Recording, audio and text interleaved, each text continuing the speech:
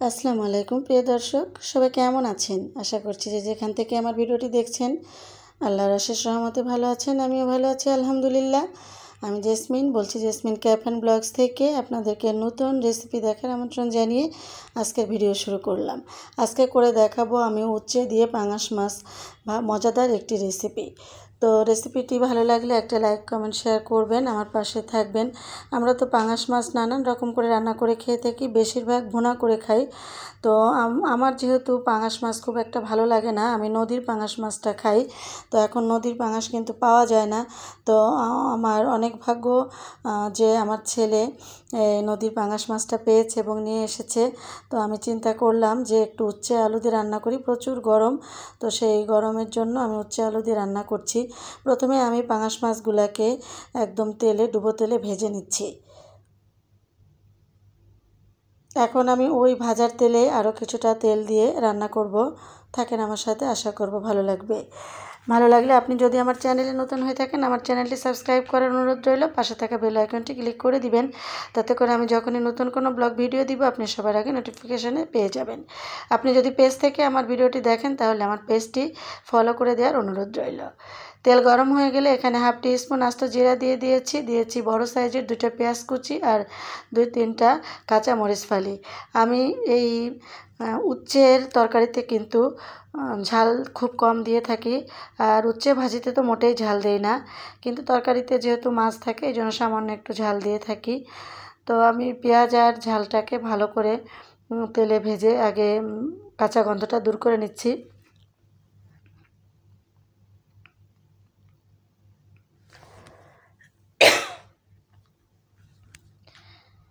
এ পর্যায়ে আমি স্বাদ মতো লবণ দিয়ে দিলাম, আর হাফ টিস্পুন দিলাম রসুন বাটা, হাফ টিস্পুন দিলাম আদা বাটা।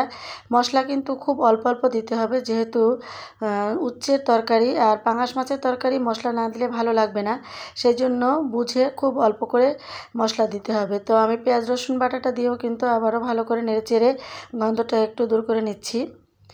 এখন সামান্য একটু পানি দিয়ে দিচ্ছি, যাতে করে গুঁড়া মশলাগুলো দিলে পুড়ে না যায়। পানি দিয়ে আবারও ভালো করে নেড়ে চেড়ে একটু বলক তুলে নিচ্ছি, তারপরে আমি গুঁড়া মশলাগুলো এক এক করে অ্যাড করব।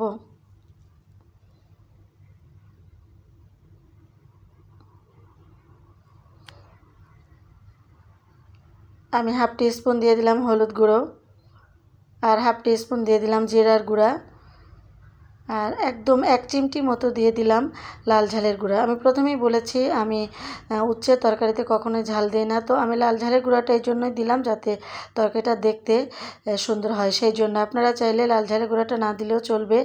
আর মনে যদি করেন যে হ্যাঁ পাঙাশ মাছে একটু লাল ঝালের গুঁড়া দিতে হবে, তাহলে অবশ্যই দিয়ে দিবেন, যেহেতু আমিও তাই মনে করে দিয়ে দিয়েছি। তো মশলাটাকে খুব ভালো করে কষিয়ে নিচ্ছি। মশলাটা যত ভালো করে কষাবেন আপনার তরকারির স্বাদটা কিন্তু তত ভালো আসবে। প্রথমে আমি আলুর ফালিগুলো দিয়ে দিলাম। আমি এখানে একটা আলু লম্বা লম্বা করে ফালি করে নিয়েছি, আর আলুটা দিয়ে আমি আবারও ভালো করে কষিয়ে নিচ্ছি।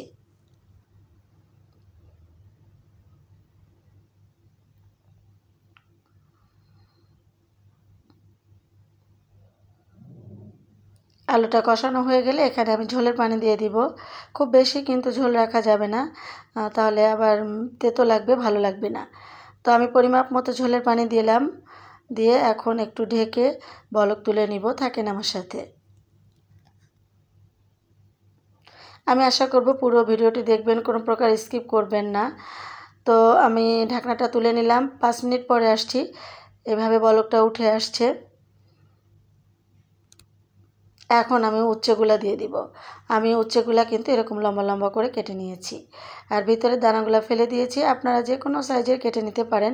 তো আমার মনে হয় মাছের লম্বা করে কেটে দিলে দেখতেও ভালো লাগে, খেতেও ভালো লাগে। আর উচ্ছেগুলা কিন্তু একদম বলক ওঠার সময় দিবেন, এটা একটা টিপস। তাতে করে উচ্ছের কালারটাও নষ্ট হবে না আর তিতাও লাগবে না। তো আর উচ্ছে দিয়ে কিন্তু আমি কখনোই ঢেকে রান্না করব না। আমি আগে যা ঢেকে রান্না করেছি, এখন কিন্তু আমি আর ঢাকবো না। এখন এভাবেই আমি রান্না করব, এটা একটা টিপস। এভাবে রান্না করলে উচ্ছেটা কিন্তু একদম তিতা লাগবে না। আপনারা আমার এই টিপসগুলো মেনে রান্না করে দেখেন, যে কোনো মাছ দিয়ে রান্না করবেন, কোনো প্রকার তিতা লাগবে না। অবশ্যই এই প্রসেসটা মেনে একটু রান্না করে আপনারা বাসায় খাবেন। তো বলক উঠে গিয়েছে, একটু নেড়ে চেড়ে দিলাম। আমি কিন্তু ঢাকনা দিব না, প্রথমেই বলেছি। এখন আমি মাছগুলো দিয়ে দিচ্ছি। মাছগুলো এক এক করে আমি সব ঝোলের উপরে দিয়ে দিচ্ছি, আর এপাশ ওপাশ করে একটু নেড়ে মিশিয়ে দিব।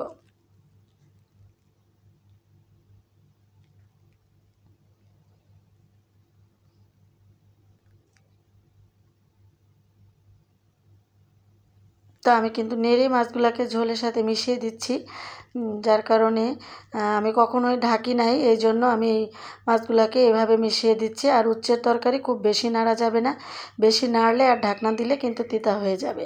তো এই যে আমার এইভাবে হয়েছে, আমার অনেকটাই হয়ে গিয়েছে, আর একটু সামান্য গ্রেভি কমিয়ে নিয়ে আমি নামিয়ে নিব।